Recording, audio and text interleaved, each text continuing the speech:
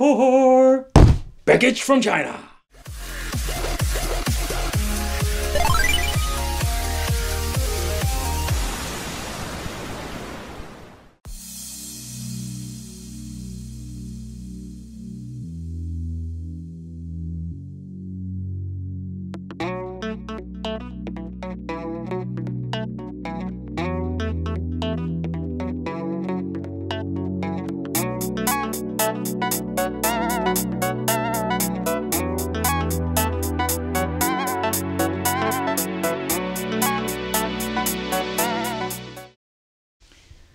Before we're going to start this review, I just want to point out the creator of this system sent me this for making a review and asked me just to test it out for him and just show you.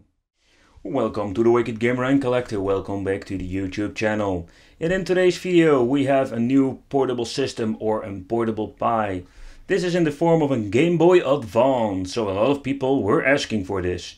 The creator of these things, sent me some products, and this was one of them. And I really wanted to show you this for a very long time. I did some playing around with it, and I can tell you I'm very pleased. So let's do a little bit of an overview. What are we going to get? At the left side we're finding the D-pad and start to select like the original Game Boy. We have here an LCD screen. It's not an EPS, but it does the trick. At this side we're having two extra buttons. And at the red bottom we are finding a little speaker. The left button, like the original, we're finding the on and off switch. At the right button we're finding a headphone jack and a volume control scrolling wheel. At the top of the system we are finding a micro USB. This is for charging. Normal USB for connecting extra controller or your adapter for the Ethernet connection. CF slot and a brightness control. And at the top of the cartridge we are finding an extra button. This is for example going out of the PlayStation menu. And here we have an extra button at both sides. So we have basically, let's say, 8 buttons in total for using with games. So that is pretty damn awesome. What I really love, and these are little details what he is doing, using in this case I think it's an original cartridge or a bootleg with Game Boy Advance on it. These little stickers are very nice. And here we have, very neatly done, a little lithium battery. And this closes very nice. Keep in mind when receiving this product, you don't have any games, so you need to add them yourself. I'm going to give you a little scroll through the main menu. I really love what they did with this menu. It's very nice, pixelated, I love it. It's very clear, so if you want to know what kind of system you want to use or you want to read something, it's very nice. I really like it. So there's no support for Dreamcast, or there isn't software support, but the Raspberry Pi inside is not that powerful, so I cannot recommend it. Same goes for PSP. So this is more for the old games, from, let's say, MS-DOS up to, let's say PlayStation 1.